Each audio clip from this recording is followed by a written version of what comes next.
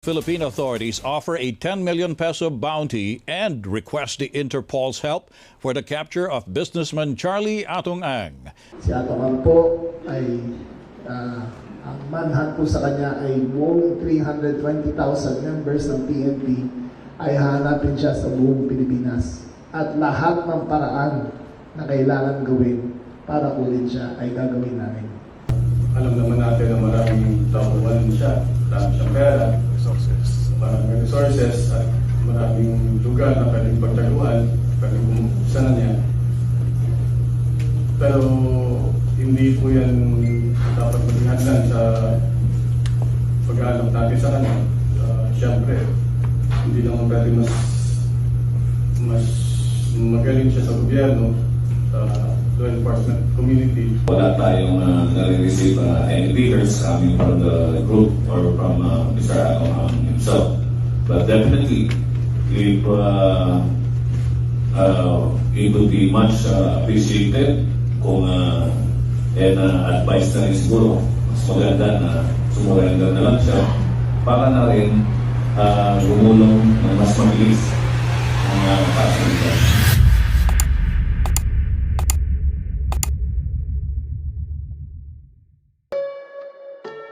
Malaki ang maibibigay na pabuya kung sino man ang makakapagturo kung saan nagtatago si Charlie, tiyuhay si Ang, o mas kilala sa pangalang Atong Ang o Boss AA ang tawag ng malalapit sa kanya. Pero kahit gaano man katalino at kagaling ang ating pulisya, si Atong Ang ay isang maimpluwensyang tao. Dahil sa bigat ng kanyang impluwensya, ang ating awtoridad ay nahihirapan siyang hanapin dahil ang problema kay Atong Ang ay hindi kung saan siya nagtatago, kundi kung ilan ang pwede niyang pagtaguan. Marami siyang ari-arian, merong nakadokumento, maaring yung iba ay wala at maaring merong hindi nakapangalan sa kanya, at sa isang sistemang dinagdagan ng malaking pabuya upang mapadali ang paghahanap sa kanya.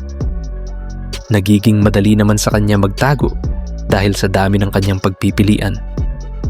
At ito ang kanya mismong nagiging malakas na depensa. Sa video na ito, hindi ko sinasabi kung paano siya mahuhuli, kundi bubusisiin natin kung paano ginagawang imposible ng yaman at ari-arian ang isang manhunt sa pamamagitan ng psikolohiya na walang kasamang karahasan. May isang katotohanan na bihirang aminin. Kapag sobra ang dami ng posibleng taguan, ang paghahanap ay nagiging ilusyon. Hindi niya itinatago ang kanyang sarili sa iisang lugar, kundi palipat-lipat lang siya sa iba't ibang dako ng Pilipinas, hanggang sa wala nang makatiyak kung saan siya hahanapin. At kapag hindi sigurado ang awtoridad kung saan siya mahahanap, ibig sabihin ay nakokontrol na niya ang mga galaw nila.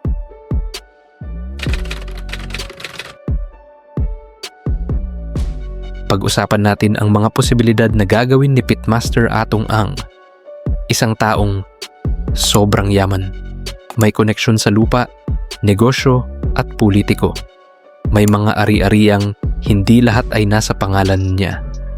Alam na niyang darating ang panahong katulad nito, kaya maaaring may posibilidad na hindi niya prioridad na mga ibang bansa, katulad ng ginawa nila Zaldico at Harry Roque. Pero hindi rin mawawala ang posibilidad na nag-ibaang bansa na siya nang hindi namamalayan ng mga awtoridad. Kaya sa katulad ni Atong Ang, walang imposible dahil sa dami ng posibilidad na kaya niyang gawin.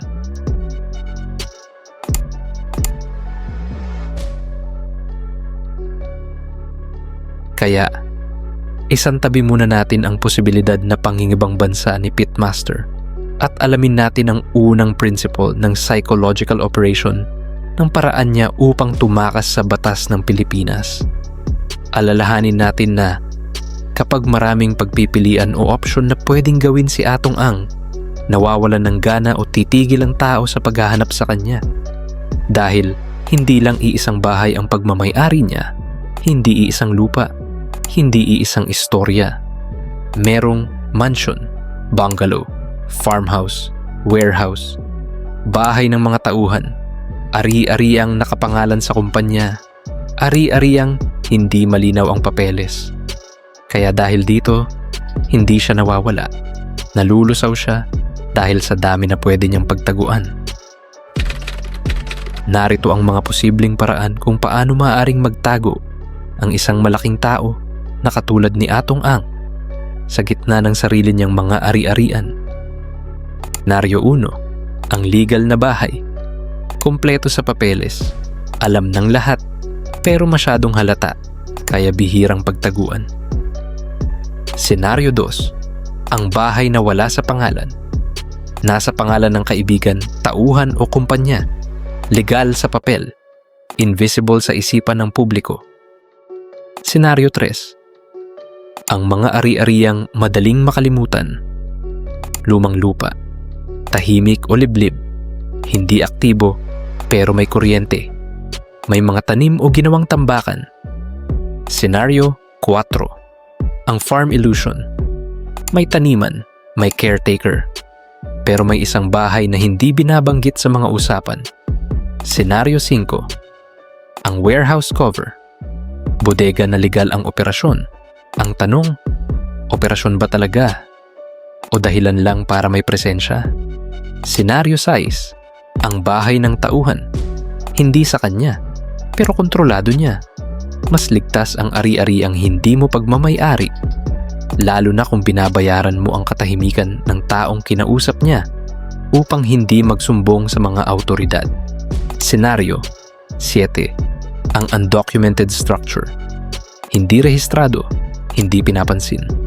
At dahil wala ito sa listahan o sistema, walang motibo na hanapin siya doon. Senaryo 8, ang rotating presence. Hindi siya nananatili sa isang lugar. 2 gabi dito, 3 gabi doon. Walang sapat na pattern upang siya ay masundan. Senaryo 9, ang property na walang silbi.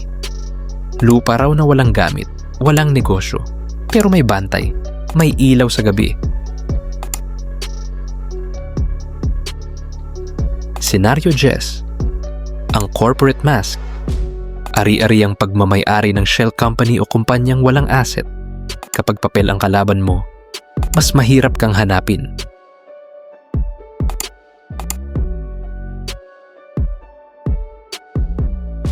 Ito ang sikreto. Hindi mo kailangang magtago kung hati-hati ang paghahanap. Kapag bawat tao ay may kanya-kanyang hinala, walang nabubuong malinaw na direksyon. Ang paghahanap ay nagiging usapan, hindi nagiging aksyon. Dito pumapasok ang pinakamapanganib na bahagi. May nagsasabing, doon siya nakita. Hindi, dito raw. May ari-arian siya kasi doon. At bigla, lahat sila ay tama. Dahil lahat ay tama, pero sa kabubuan ay wala talagang tumatama. Ang dami ng impormasyon, kaya ito mismo ang pumapatay sa katotohanan.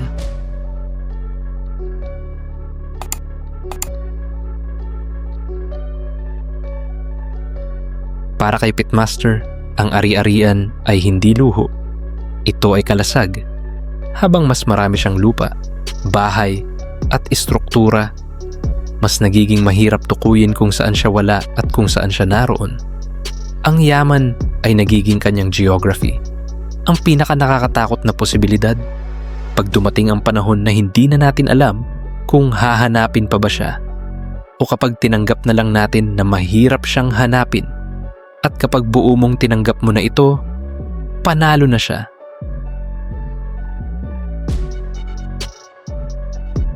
Ang kwentong ito ay hindi lang tungkol sa isang tao. Ito ay tungkol sa sistemang pinapaboran ang may lupa, papeles, connection, at oras. Habang ang karaniwang tao ay may chismis lang at hinaala. Tandaan mo ito, kapag ang isang tao ay may napakaraming pagtataguan, ang tanong ay hindi kung saan siya nagtatago, kundi kung may kakayahan pa bang hanapin siya. At minsan, ang tunay na psyop ay hindi ang pagkawala ng tao, kundi ang pagkawala ng tiwala na mahahanap pa siya.